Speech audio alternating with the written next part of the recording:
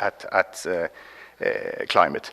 And interestingly, if you start thinking about it, humanity has, on this score, a delegated authority to a supranational body, namely the UN IPCC, the UN, what's that called? So many C's. The UN, so the Intergovernmental Panel on Climate Change, who have been given the authority to state what is right or wrong on climate issues.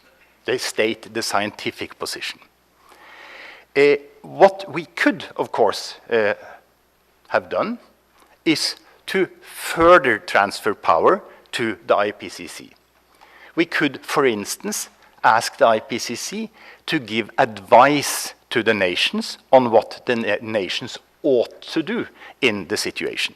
That would not be totally unheard of, because the rich world has run for many years the OECD, the Organization for Economic Cooperation and Development, which does nothing but traveling the rich countries, coming in, telling the Ministry of Finance and the politicians, you ought to get your debt down, or you ought to increase your interest rates, or you ought to do this and that, and advice from some external people. So we could authorize the IPCC to do this. So that would be IPCC 2. But then, of course, we could move one step further. The civilized world, that excludes the United States of America, is in the process of trying to introduce an airline tax, so that there is one way in which you could get money into the global climate fighting system. And so, of course, you could give this money to, instead of, as is the current plan, that it goes to the national governments, you could put that money to IPCC, and then you could say to IPCC that not only is it your job to present the scientific agreement on what is right and wrong in the climate area, not only is it your job to advise national governments on what should be national climate policy, but here is the money, please do so, or they would then basically execute and do those things.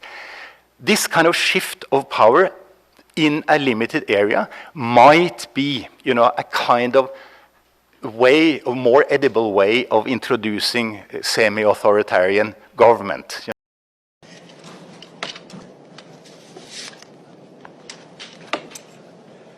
Can you all see us and hear us? Perfect. Jay, you're beginning to convince the American people there is a thing called climate crisis. About time. Indeed. We have worked for generations to build. Ordinary men and women are too small-minded to govern their own affairs. The order and progress can only come when individuals surrender their rights to an all-powerful sovereign. And for the international order that we have worked for generations to build. Ordinary men and women are too small-minded to govern their own affairs.